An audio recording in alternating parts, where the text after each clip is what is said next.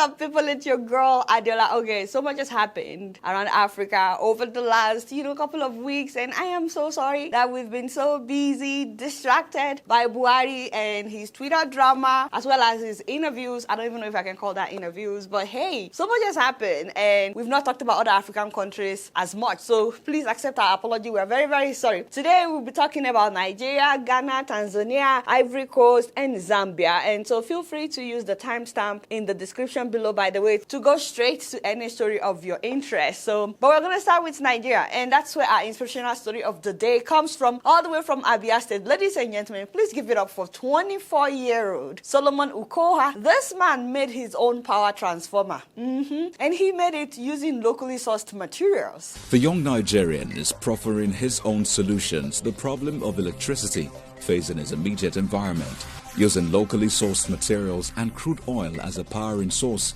Solomon creatively built a 35 kVA power station transformer for his community. 35 kilowatts, my people. 35 kilowatts. I mean, that could power at least 5 houses. That's amazing, guys. Okay, real quick. I'm sure you've seen this video that was circulating of some people praying over their transformer, over their own transformer in Ikota, Lagos, I think. Have you seen the video?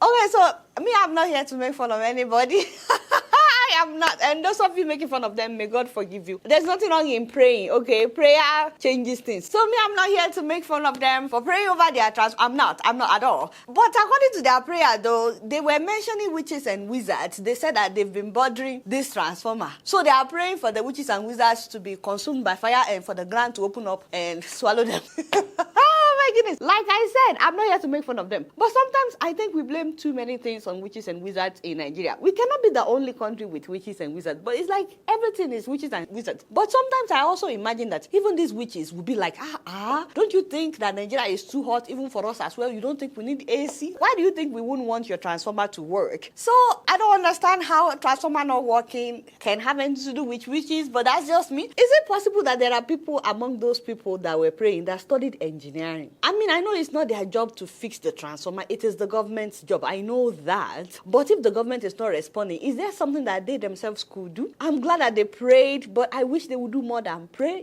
After praying, you should always ask yourself, is there anything that I can do with this amazing brain that God has given me? Because sometimes you may be the answer to your own prayer. You get what I'm saying? I love these tweets that I found.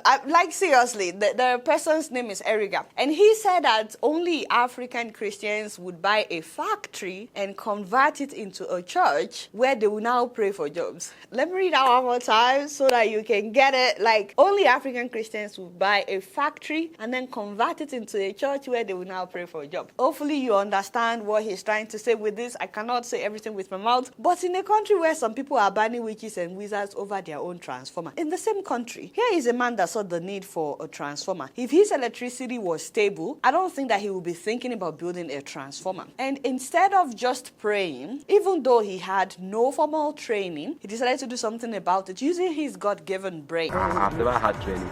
If I have a training, then I will now bring it out. Show the world that what I have built, it will give them 24 hours a night. Okay, his transformer powered a pressing iron, fan, cell phones, other gadgets, and so on. He said it took 3 months just to source for materials and 3 months for him to build it. Wow. Now, the good thing is, he caught the attention of the state governor, who saw his video and awarded him a 5-year full scholarship to further his education in what I would imagine would be engineering at any tertiary institution of his choice. The video caught the attention of the state governor, Dr. Okezie Ikpeazu, who awarded him a 5-year full scholarship to further his education.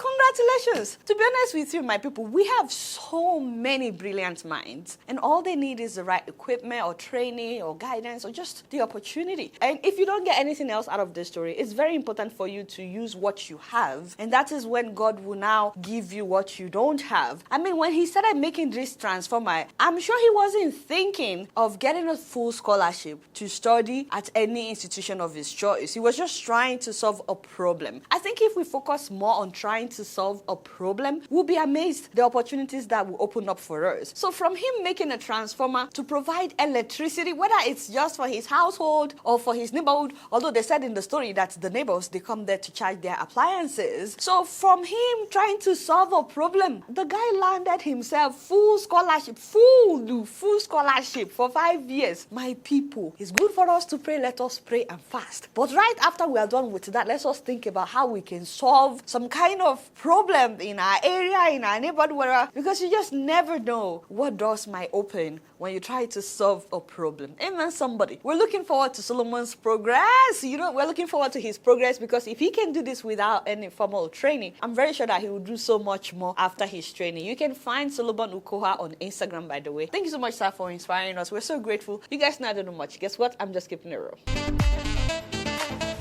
Moving on to Ghana, ladies and gentlemen, you don't see so many stories nowadays about Africans taking action to protect their environment. And that is why whenever I see a story like that, I highlight it quickly so that you guys can be aware. I'm always excited when I see stories like this, because every single year in different parts of Africa, we experience erosion, floods, that destroy hundreds of houses, properties worth millions, and render so many people homeless in different parts of Africa. Every single year, we act like we are surprised that this is happening again. Like, another flood, another erosion, like seriously. Well, I'm so glad that people are starting to do something about this in different parts of Africa. Every time I see people doing this in Nigeria as well, I come on this show and I say, kudos to this school planting trees, kudos to these people planting trees and stuff like that. Of course, we highlighted the Great Green Wall at the Sahel region as well, so I'm always excited when I see this. So, ladies and gentlemen, Ghana's government has decided to take action to save their depleting forest reserve. They named this project Green Ghana. Wow, I love it. And they're handing out free tree seedlings for people to plant all across Ghana.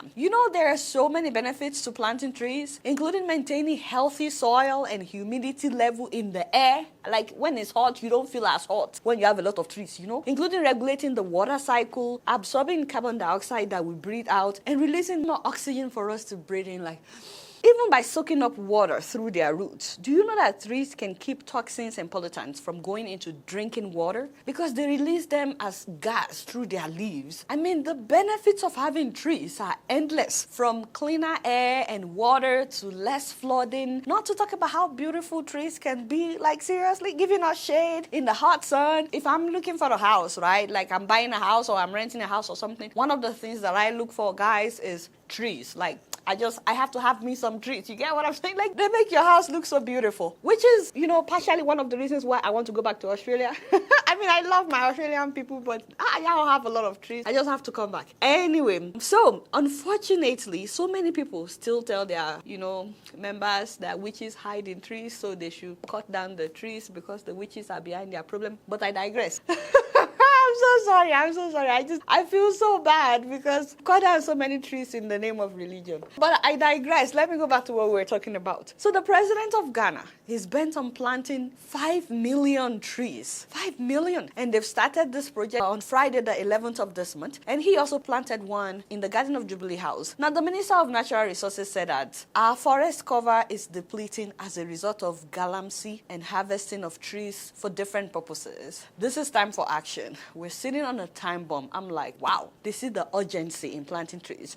Ghana's trees cover in the 1900s used to be equal to over 20 million acres. But now guess how much it is? 4 million acres. That's a huge difference. They said the reason for this major deforestation is due to informal small-scale gold mining. Now, Ghana is not the only one taking action. Ivory Coast has also started what they call Tree Day. Ladies and gentlemen, that's amazing. And they are doing this in order to counter the deforestation caused by cultivation of cocoa in Ivory Coast. I wish more African countries would step up to make good environmental changes within their country and maybe even help other African countries around them, because guess what? We all benefit in the long run. We have to think about not just our time, not just our world, but the world that our kids and their kids will live in. Amen, somebody. I'm so happy to see Ghana and Ivory Coast doing this. Kudos to you guys. You guys not know much. Guess what? I'm just keeping it real. Moving on to Tanzania, ladies and gentlemen, guys, I'm so excited about this story because guess what? Madam President has ordered the Central Bank of Tanzania to get ready to adopt cryptocurrency, just like so many other countries have done. I'm like, okay.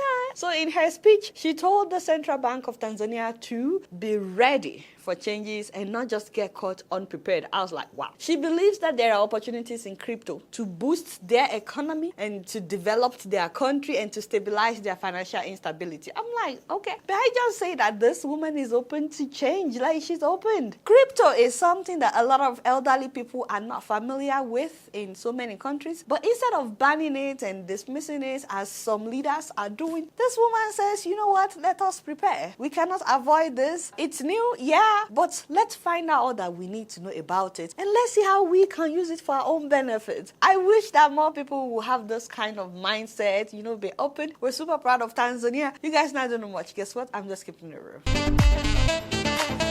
Moving on to Zambia, ladies and gentlemen, 97-year-old former President Kenneth Kaunda is receiving treatment for an undisclosed illness at a military hospital in Lusaka. The statement that they released says that His Excellency Dr. Kaunda is requesting all Zambians and the international community to pray for him as the medical team is doing everything to ensure he recovers. And the statement also said that he stood up for this great nation at its most critical moment, and so we can all stand up for him in his moment of weakness.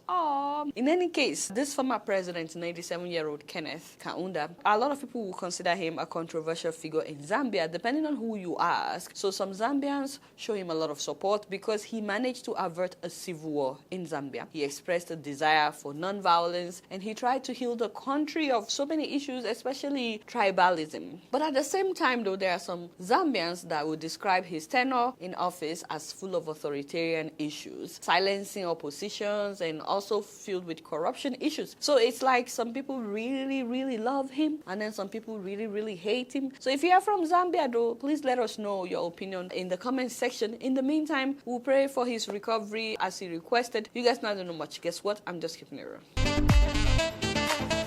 So before I sign out, guys, oh my God, I'm so excited. I have a book recommendation for you guys. I mean, you don't have to read it by fire by force, but ladies and gentlemen, Bamboozled by Jesus. I said, written by Yvonne Oji, the Nigerian American comedian who was on Insecure on HBO with Issa Rae. Yo, Yvonne killed it in this book. Like, you can recommend a book for people, but sometimes you want to really recommend a book because it's that good. That's why I'm recommending it. It's just that good. It's like when you eat something good and you want everybody else to eat it as well. The book is just really good. Don't worry about the title. You don't even have to believe in God to enjoy this book, because she basically shared with you how God tricked her into a life of her dreams in a very, very funny way. If you want to know what it's like to be an immigrant or child of an immigrant in this country, America, plus being a comedian, the whole book is so funny. It was like a stand-up comedy, the entire book. Even her translations of the Bible makes you laugh out loud. I got the audio copy because she read it, which makes it even funnier. So whenever I'm driving, I'm laughing out loud listening to her book, guys. Also, if you're an African parent abroad and you want to understand your children better, please get this book. Like, for real, it's really about going after your dreams in a foreign country when you have parents that have a different expectation for you. Maybe your parents want you to become a nurse or a doctor or a lawyer or engineer or whatever, but that's not what you want to do. This book will really help you in navigating that water. People, make sure that you get Bamboozled by Jesus, How God Tricked Me into the Life of My Dreams. She did an amazing job in that book. Alright, y'all, it's been real and I'm keeping it right up in here. Don't forget to follow me on Facebook, Twitter, and Instagram. And if you're yet to subscribe to my YouTube channel, I'm watching you on Plasma TV. Press the subscribe button and the bell button. Until next time, I'm gonna see you all later. Peace out.